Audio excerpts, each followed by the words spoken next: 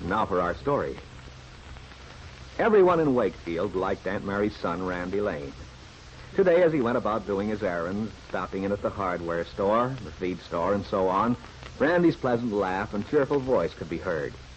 Hearing it, people would smile and shake their heads affectionately. How like his father he is, the older residents thought. Too bad the older Randolph had not lived to see what a fine man his son had grown to be. There were several young women who turned to watch Randy as he passed, or smiled as they listened to his pleasant banter. But there was one young girl in particular who couldn't stop her heart from beating a little faster when Randy was near.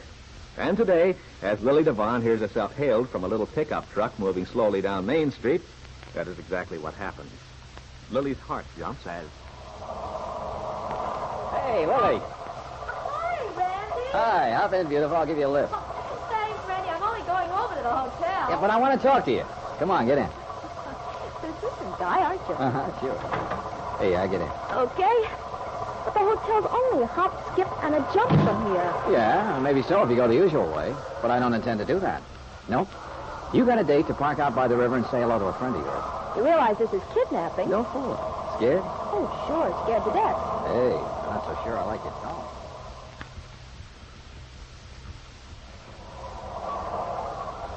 Well, here we are. My favorite spot. You don't say. Lover's Lane? No? Don't park him, Nick. I'll bet you don't at that. What do you mean by that? Disapproval? No, call it character analysis. Okay, call it that, but I still ask. Disapproval? No, Randy. No, I'm glad you're the way you are. Good. Then why the I gotta go home line you gave me when I first got you in the car? What would you be doing if I hadn't kidnapped you? Well, I was going back to the hotel and take a nap. A nap? At this time of the day? Well, darn it all, if you'd had a bunch of teenagers on your hands as I had at the supper club last night, you'd need a nap, too. Yeah, you're probably right. You know I am. Why, when I was having lunch with Peggy today... Hey, wait a minute. You had lunch with Peggy? Mm-hmm. Oh. Then I guess you know the big news already. I mean about Mom's finding Mario Descari in Chicago and bringing him back here. Yeah, Peggy told me. How was she ever beaming? She was floating about 3 inches off the ground. Yeah, I know. It's wonderful seeing her like that for a change, isn't it? Yeah, it sure is. You should have seen her when Mario talked to the board at the bank. Got Bill's job back for him.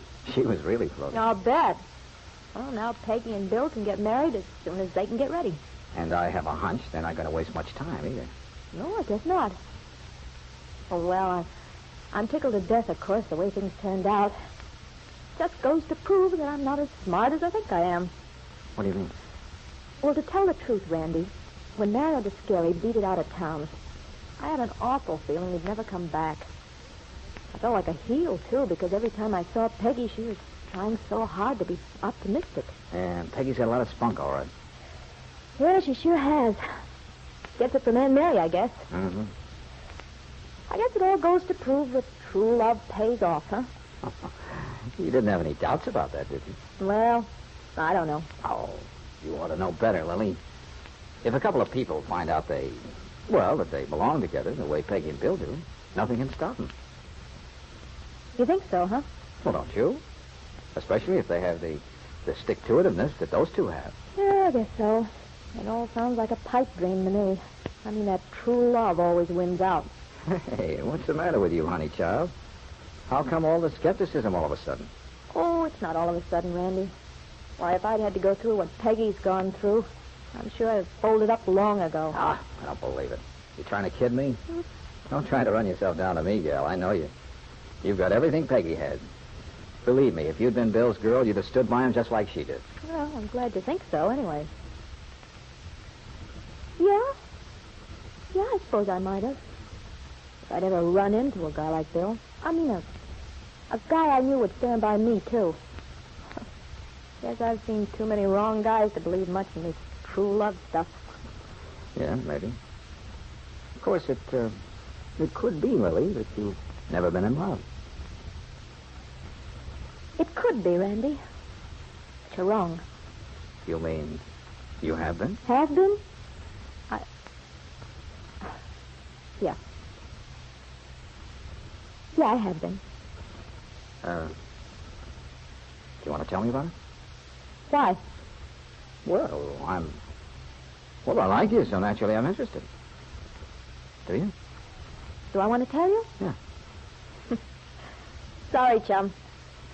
You're a nice guy, Randy, but Lonesome Lily won't weep on your shoulder. Besides, I'd rather talk about you. Okay, beautiful. What do you want to know about me? Well, in the first place, my spies report that you've been spending quite a lot of time in Huntsville lately. Oh, they do, huh? Nosy little things, aren't they? You wouldn't be stalling, would you, Randy? Stalling? Why should I? Well, quite a few people seem to think you must have a girl over there. How about it? Come on, chum, quit stalling. You still haven't answered me. All right. Oh, I'll tell you, Lily. That story has about as much truth in it as most rumors have. I mean, there's a kernel of truth in it. The rest is supposition. Oh? What part's the kernel? The part about there being a girl? Yeah? I see. So Randy Lane's finally fallen. Oh, now, wait a minute. I didn't say You that. said there was a girl, didn't you? Yeah, but that doesn't mean... Look, let's start all over. The fact is, there's a girl, all right. But it so happens that she's a patient at the Huntsville Sanitarium. The sanitarium? You mean the sanitarium where the mental patients are? That's right. Oh. And this girl's a patient? Yes, Lily. She's under Dr. Larrabee's care. She had a bad mental crack on her. Oh, gosh, Randy, that's too bad. I didn't know. That's okay. I'm not sensitive about it. You see, the girl's name is Kit Calvert. Kit Calvert? You mean David Bowman's niece? Yeah, that's the girl. I see. Oh, David told me she was in the sanitarium, but somehow I didn't connect her with you. That's why I never thought she'd be the one you were going to see. Well, I'm not surprised at that. Particularly since you know that the Lanes and the Calverts aren't what you'd call the best of friends. And haven't been for a long time.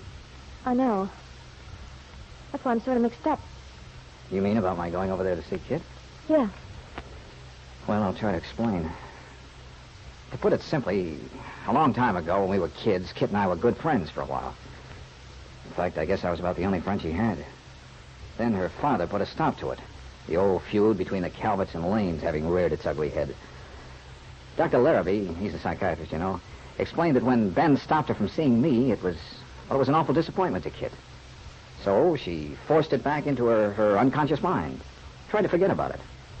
All she remembered was that when she was a kid, she'd had a friend, someone she trusted. Then, when she became ill, she began to be tormented, trying to find this friend she had. In other words, trying to find you? Yeah. So, when Mom found out about it, she went over to Huntsville and had a talk with the doctor. He thought it might be a good idea for me to go over there and gradually to identify myself to Kit. And that's what you've been doing over there. Yeah.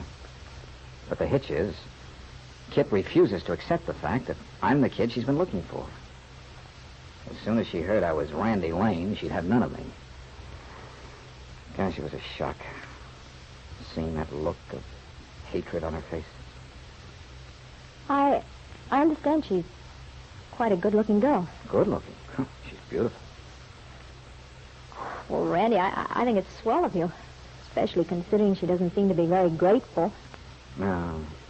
Kit's a very sick girl, Ellie. And if I can do her any good at all, help her get well, I think it's only right I give it a try. Better watch yourself, pal. When you start acting the Good Samaritan like that, you can easily wind up getting yourself involved. But maybe you wouldn't mind that if she's so darn beautiful and everything. Oh, look, darling, don't fool yourself about Kit and me. I'm just a method the doctor's trying out in the hope of curing the girl. Like giving her a pill or a shot. Believe me, there's nothing personal in it. Mm-hmm. Well, sometimes those impersonal feelings develop, Randy. You get wrapped up in a person's life and you find out you can't unwrap yourself, even if you want to. Lily Devon was far from reassured by Randy's denial. For although the young man insisted his sole interest in Kit Calvert was impersonal, Lily's unacknowledged love for him made her exceptionally sensitive to his feelings. Perhaps Randy didn't know it himself, she told herself fearfully, but she was sure he was more than casually aware of Kit.